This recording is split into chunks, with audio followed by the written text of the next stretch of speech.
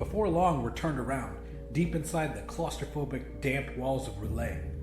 Guys, maybe we should turn back the other way. I think we missed a turn about 50 yards back, I say, scratching my neck with my free hand through the gaping dead mouth of the sniffer head sitting on top of my own. The thick exoskeleton is irritating my skin. I thought you said you knew where we were going, Ty says, red-faced, panting. He's starting to sweat a lot. He doesn't look healthy anymore. This is a terrible idea. We're all gonna die down here. I'm looking around at this point, trying to ignore the injured man's complaining, but he might be right. I can't tell if we're moving forward, backward, up, or down. I know the banquet hall resides in the deepest section of the Titan structure, but without Euclidean geometry, there's no telling which direction is actually down. For all I know, we're walking in circles, just waiting for some awful monster to stumble up and make us his evening meal. I never actually said I knew where we were going. I said I have it on good authority that the plug is at the bottom of Castle Relay. How exactly we get there, that's anybody's guess. Ty catches me off guard. My peripheral vision is filled with limp, dangling tentacles. He slams me against the wall and points a stinger in my face. The smell of the sniffer parts, both Ty's and my own, makes my eyes water. Karen and Chef look on, but don't do anything to stop the confrontation. They want us to sort this out on our own. When he talks, Ty's voice is strained, and his words are slightly slurred. I'm not gonna fucking die for you, Ricky. I don't even fucking like you. You're a smug little shit. Why should any of us trust you anyway? We all watched you kill the only guy at McHumans that ever did like you. Before I can respond, a scream from behind us or maybe above us breaks the tension in our group. A human scream. Ty stands rigid. I fix my sniffer helmet, which has shifted around in the scuffle. I attempt to walk away, hoping the next bend leads us to our destination, but Ty grabs my armor. Wait, he says, as another scream rips through the stone hallway. Oh, I know that voice. Still favoring his ever-swelling arm, he ducks through a passageway in the wall beside us. I look at the others puzzled. I guess we should follow him. We all walk cautiously toward a weird faint glow much further down the corridor. Well, it seems further until we take 6 or 7 steps, and then we're right on top of the light source. It's some kind of room or chamber, the opening of which is a tall archway set with dozens of glowing green runes. Hold up, Chef whispers, his voice muffled by the enormous sniffer tentacles draping over his mouth. We don't know what's in there. We can't be fucking around with no hero shit. We gotta get down to that banquet hall before those monsters get suspicious. Fishbowl's gonna come looking for our asses if we don't get moving. Ty waves away Chef's warning, poking his head into the room. The rest of us hug the wall, waiting for his report. After a moment, he pulls his head back out of the room. I knew it. Knew what, Cracker? Take a look for yourselves. Karen looks first, then suppresses a small squeak. Chef chances a look around the corner next. Then he leans back and closes his eyes. Fuck, he says. That ain't good. What is it? Cautiously, I stick my head inside and gasp. The room isn't very big, maybe the size of the inside of a gas station with a ceiling twice as tall. In the center of the room stands 3 pillars on a slick, reflective black floor, so much so that the surface looks like black ice. Behind the pillars is another doorway with an equally ornate archway containing similar glowing green runes. The screams we heard no doubt originated from the 3 naked women tied to the pillars by their hands and feet. The cause of the screams is more than evident. 3 figures wearing hooded cloaks stand menacing the nude women at the base of the pillars. They are gathered around the westernmost pillar, and one of the hooded things splashes some sort of pink oil on the exposed breasts and chest of their captive. As her scream rings out again, the rest of my group poke their heads back into the room. She's an older black woman, heavy set. Her tits are surprisingly perky. Back in the real world, I would have totally fucked her, but we're not in the real world. We're at the bottom of the ocean, and this poor lady is tripping so hard, I wonder if she's gonna break her restraints. She bucks and thrashes, but unfortunately for her, they hold fast. The woman strapped to the easternmost pillar screams and thrashes almost as much as the black lady. She's a brunette in her 20s, so looks.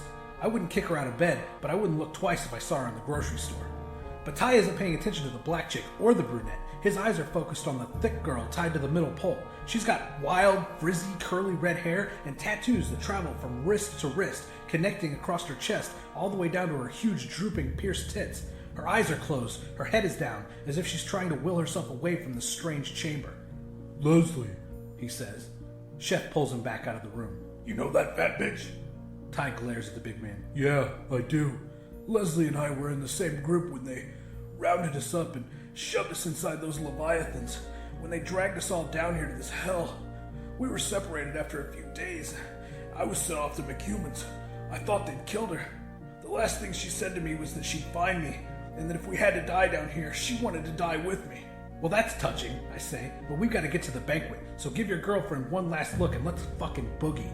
It don't look like she's getting out of this one, bub. Ty grinds his teeth. He looks like he's about to take a swing at me. I don't blame him. I know I'm an asshole, but seeing this thing through and making it to the banquet is more important to me than some cross-dressing weirdo's feelings. That's when the black lady explodes.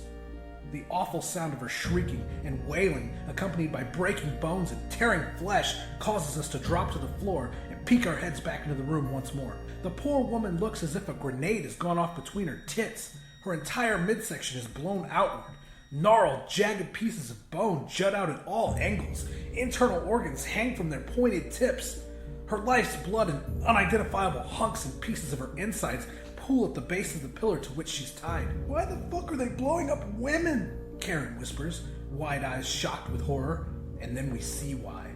The black lady's body begins to convulse, and the hooded figures cautiously back away. More crimson goo ejects from her massive wound as her limbs flop and flail against her bindings. Then a massive claw impossibly drags its way out of her torn chest, a claw the size of her entire body, followed by a pair of long, groping antennae. A monstrous, gibbering head with huge eyes and a mouthful of squirming teeth begins to push its way out of the wound, but a huge, bulky horn jutting from its forehead gets caught inside the lady's ribcage. It pushes, backs up, and pushes again, ramming the inside of her chest, causing her big perky tits to flop up and down, not unpleasantly, until the horn begins to poke through right between her sizable boobs, eventually ripping through the ribs, finally splitting her open, ruining once and for all her amazing rack. The thing flops its way out of her body and lands at the base of the pillar, somehow more than 3 times the dead woman's size.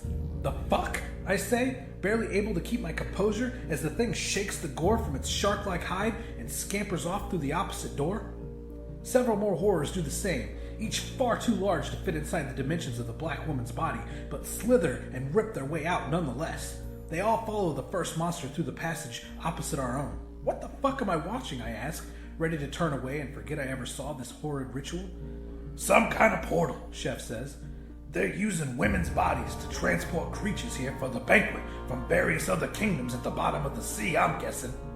Disgusting, Karen says, turning away, looking very pale and shaken. Yeah, I've seen enough. Let's get out of here, I add. Not without Leslie, Ty says, though his conviction has faltered considerably since eyeballing the huge beasts fighting their way out of the black woman's body. Oh no, I say, starting off back the way we'd come. Karen trails me like a love-struck shadow. I'm not here to play cavalry for some fat bitch. You want to be Captain Save-A-Ho, you be my guest. Come on, guys. We gotta find this fucking banquet before it's too late. I expected as much from you, Ricky. I stop and turn around. What's that supposed to mean? We all watched you axe your best friend in the face. Why would I believe you'd risk your ass to save me, or Chef, or even little Karen there? My face turns red inside my sniffer helmet. Don't you question my loyalties, you cross-dressing sissy! I cut myself off before I can say anything worse. Then, composing myself, I say, look, I have to find the plug so I can save all of us. I need you. I need everybody to make it to the banquet. I'm sorry about your friend. I truly am. But we have got to keep moving. Chef, come on. It's time to go. No, Chef says. I stare at him. Oh, for Christ's sake, why not? You see the way them monsters are headed, white boy? Where you think they're going in such a hurry? Fuck my life! I growl under my breath, stalking back up to the rest of the group, Karen in tow. To the fucking banquet! We've got to go through there? Karen asks, suddenly looking even more pale. I look through the archway again. There's no way we can sneak past those cloaked things. The room's just not big enough. How on earth do you propose we go through there? We don't go through, Chef says. We go up. Chef goes first, demonstrating just how elastic the physics of relay truly are. He plants one foot firmly against the wall in front of the archway and then falls backwards. Karen yelps, and I flinch forward on instinct, trying to catch him before he hits the ground, but he doesn't. Instead, he casually lifts his other leg and begins a vertical ascent up the wall. When he reaches the tall ceiling, he does the same thing until he's completely upside down, staring at us from above. What you white people waiting for? Get your butts up here! The rest of us climb the ceiling. The already surreal scene before us gets that much weirder from our new vantage point. Now, the cloaked figures and the helpless naked women are upside down above us, and we're climbing into the room as quietly as we can, hoping not to disturb the captors or the monsters they continue to unleash from inside the bodies of the captive women. We manage to sneak halfway across the room before everything goes to fuck. By the time we get to that point, the cloaked figures have splashed the strange liquid onto the mid-20s brunette strapped to the easternmost pillar, and more monsters have piled their way out of her torso, resembling a scene of corny clowns stumbling out of a tiny car. She's been torn open in such a way that her chest and naked tits are sitting parallel to her chin, almost like a sort of tray with boobs. Really gnarly stuff. But it's when the cloaked things move on to Ty's friend Leslie that our whole plan shits the bed. Having seen what happened to the other two women, she's really going nuts up there, upside down above our heads. There's maybe 25 feet separating the gore fest happening on the floor above, and us crawling across the ceiling like cat burglars below. Cat burglars stuffed inside the carcasses of alien, lobster, scorpion, monster thingies. By this point, the obsidian floor is thick with sloppy fluids and unidentifiable hunks of meat that have so recently belonged to the deceased women. The hooded figures, though, they don't slip on the muck. They glide across the surface, almost as though their feet don't touch the floor. Leslie thrashes against her restraints as the figures begin to chant and produce yet another vial of pink liquid. Ty is watching all of this from a crouched position, his head cranked back, staring straight up. He's in the lead, so it prevents the rest of us from moving forward. Go! I hiss, punching him in the ass cheek. Leslie wails again, and Ty stands up, still watching the events unfold above. Then he just jumps. He looks like fucking Superman as he leaps into the air and keeps going up. Relay doesn't give a shit about gravity, obviously. Oh no! Karen exclaims as Ty lands directly on top of the middle cloaked figure, knocking the pink liquid container from its hand, causing the weird stuff to explode onto the shiny black surface of the floor. No portal opens there. Flesh seems to be the key ingredient in its magic. Ty struggles to his feet. Now he's upside down like the rest of them. He takes a swing at the figure to his right but misses. The figure to his left grabs him in a bear hug and holds him there while the middle figure climbs to its feet. Ty is now officially fucked. Damn it! I yell, too loudly. The figures look up, down, whatever. They see us. Now we're fucked too. Chef jumps first. Karen and I look at each other, worry painted on our faces behind the limp tentacles of our sniffer helmets. Then we jump. Now we're all right side up again, standing on the smooth black surface of the ritual chamber floor. Chef, Karen, and I stand facing the pillars containing the captive Leslie and her dead companions. The three cloaked figures stand with their backs to her, facing us. The middle one holds Ty with one arm and holds an open container of pink liquid above Ty's head with the other. No one moves for several beats. Even Leslie, who is wide-eyed and shocked at the sudden turn of events, has quieted down. Even at this close distance, less than 10 feet, I still can't make out the features of the cloaked figures. It's as though the cloth sucks the color out of reality. Not the color black, as much as the absence of anything. What's the call here, Chef? I ask, finally. He looks at me like I'm retarded, takes a deep breath and says, "Oh, okay, alright. Look, just let the sissy white boy go, and the fat bitch too. Go ahead and let him go and, fuck it." He whips out his star-shaped stone and barks a short chant. The liquid vial and the cloaked figure's gnarled gray hand explode in a pink mist, causing the figure to lose its grip on Ty long enough for him to swing around and plant his stinger-tipped arm gauntlet into the thing's chest. I take the opportunity to charge forward, focusing on the cloaked figure to the right, while Chef manages the one on the left. "Get the girl!" I yell to Karen, who limp gallops toward the pillars. Ty retracts his stinger and looks at it in disbelief. "No blood?" But before he can comment further, the cloaked figure extends its arm and bellows a quick chant, sending Ty sprawling across the black floor, armor smoking. Chef takes a more direct approach. Using his enormous hand, he grips the cloaked figure up by its head and puts the starstone right up against it. He says a few quick words and the thing's head turns to dust in his hands. It drops to the floor but lands standing. A thick gray tendril resembling the trunk of an elephant sprouts from the neck of the cloak. "What the?" Chef starts. The figure's hands dart out, grabbing Chef by his massive shoulders. The tendril wraps around the black man's thick neck. "Crackers!" he says, starting to choke already. A little help here!" I fare no better. I try a slashing attack, but the figure in front of me easily parries. I spin around and manage to grab it around the head in a shitty schoolyard headlock. I stab at its body with my stinger arm, but like Ty, I have no luck drawing even so much as a gasp from the thing. It's when I drag it to the ground and pull the cloak away that I finally understand why. It's a woman. A dead woman. Just like those strapped to the pillars. What's animating the corpse is a series of gray tendrils coiled around its limbs and weaving in and out of its exposed wounds. All the tendrils converge onto one thick root that sticks up from the black floor. The cloaked figures are corpse puppets. But if the tentacles are rooted to the floor, how are the corpse puppets moving around? I don't have time to investigate the question further. The rotted thing tosses me aside and pulls itself upright. The corpse's feet don't even touch the ground. The legs are all pulled up and useless, while the thick tentacle sways back and forth. A jar of pink liquid rolls away from its discarded robes. I grab it and quickly tuck it inside my sniffer armor. Then I stand, facing the dead woman all run through with tendrils as though she's caught on some twisted tree branch. I lunge at it again, but it knocks my blow away and grabs me by the throat, lifting me off the ground. The tip of a tendril slithers through one of the dead woman's eye sockets, wiggling at me in mockery while I choke for breath. I'm fairly sure it's about to break my neck, but then it surges forward and slams me hard into something. This does not help my ability to breathe. Gasping, heart pounding, begging for air, I'm able to kick the corpse puppet away. I take in huge breaths, craning my neck around to see what's poking me in the back. It's the black chick. Her exploded ribs are digging into mine through small spaces in my armor. I pull myself free just as the corpse puppet renews its aggression.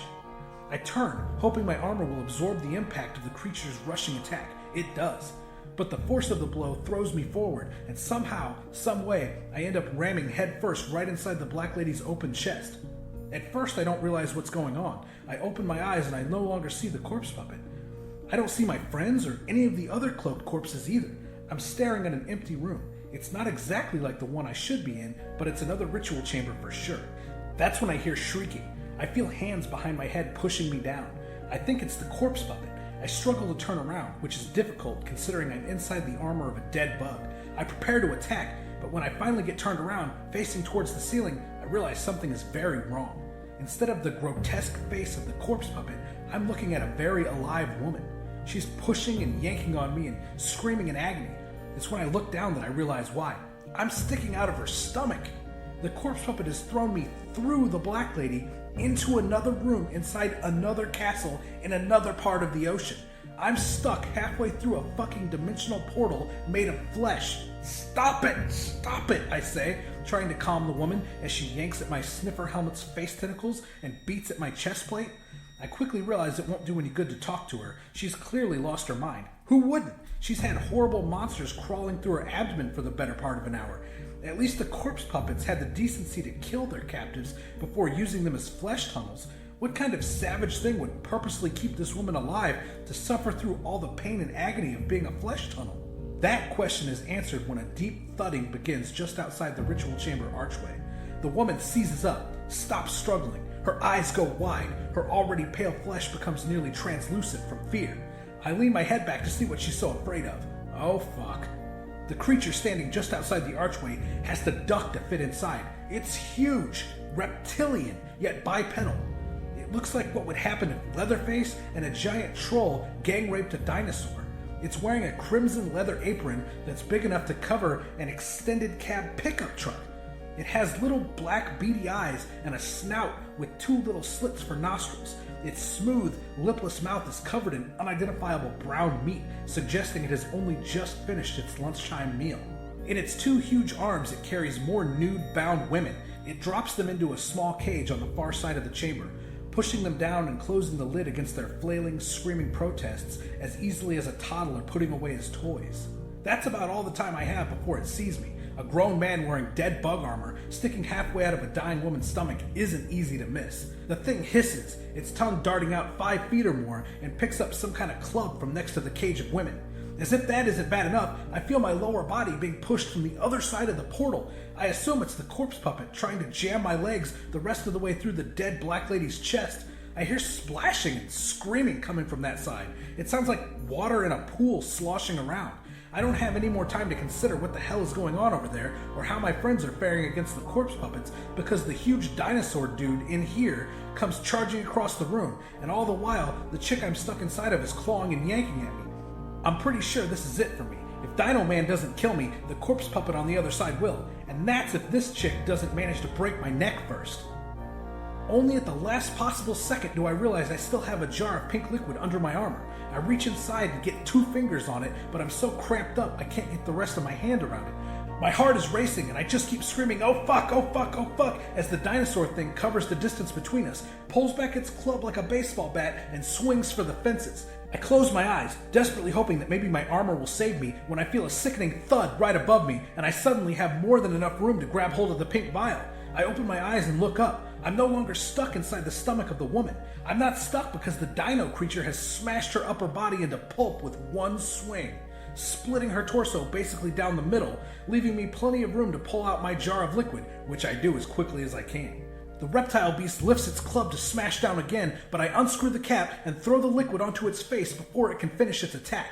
Instantly, the horror's face rips in half as a slimy, webbed claw tears its way through, killing the beastie before its huge body can even hit the floor. Not waiting around to see what shade of awful this new monster will be, I kick the corpse puppet off my legs and pull my way back through the black lady, making sure to grab hold of the mangled woman's upper torso on the way back to the original ritual chamber, using her body to plug the hole and prevent the new horror from making its way over to this side. My relief lasts all of 2 seconds before I see the source of the splashing water I'd heard from the other side. "I can't catch a fucking break," I mumble as I gaze into the 3 faces of a giant black octopus monster. The black floor has somehow turned into black water, and the octopus, easily the size of a school bus, juts up out of it, a stark gray contrasting the inky water. The faces on each side of its huge head have one seriously evil-looking red eye, and the middle face only has one, albeit even more evil-looking than the other 2 combined, making the whole thing really trippy to look at. It's got 3 separate mouths, all of them screaming different obscenities at my friends, who are now all caught up in its tentacles, which have discarded their meat puppets. Chef on the far side, Karen in the middle, and Ty closest to me, all of them stabbing and clawing at the constricting tentacles, but all held fast. Chef looks at me, terror etched onto his painted face. "It's a trap! Get out of here, white boy!" I turn around to do just that when another voice stops me in my tracks. "Get me off this fucking post!" Leslie. She's still tied up. I rush up to her and slash her bindings away with my sniffer stinger. "It's okay, I've got you. Now let's get out of it." Before I can finish my thought, she pulls my stinger gauntlet off my arm and runs, totally naked, toward the black water. She screams a battle cry so deep and ferocious it would impress a whole battalion of men at war. She leaps right into the waist-high water and lunges toward the octopus, slamming the stinger into its crazy middle eyeball, causing the beast to shriek and fling my friends across the room. Torrents of bright blue ichor squirt into the air as Leslie climbs up its open mouth and continues to stab at it. As the octopus sinks below the inky water, Leslie doesn't stop stabbing, even after the monster is completely submerged. Her arm comes up again and again, plunging back down into the blackness until the water hardens again mid-stab, turning the inky lake back into the shiny basalt surface we'd witnessed upon entering the chamber.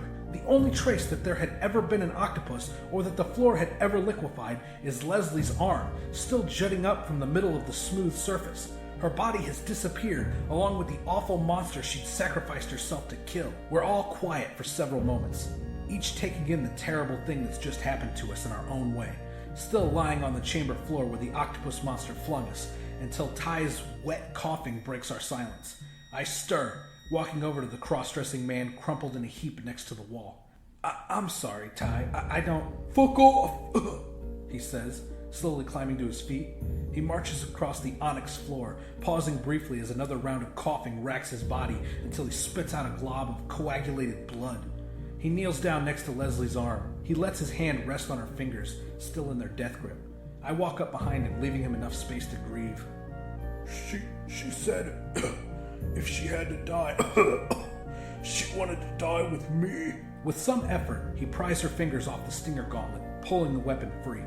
He lets the dead fingers close back around his hand, and he cries. After a while, he stands, turns to me, and slaps the stinger against my chest plate. "You're gonna need that." He looks me in the eyes. His own are bloodshot.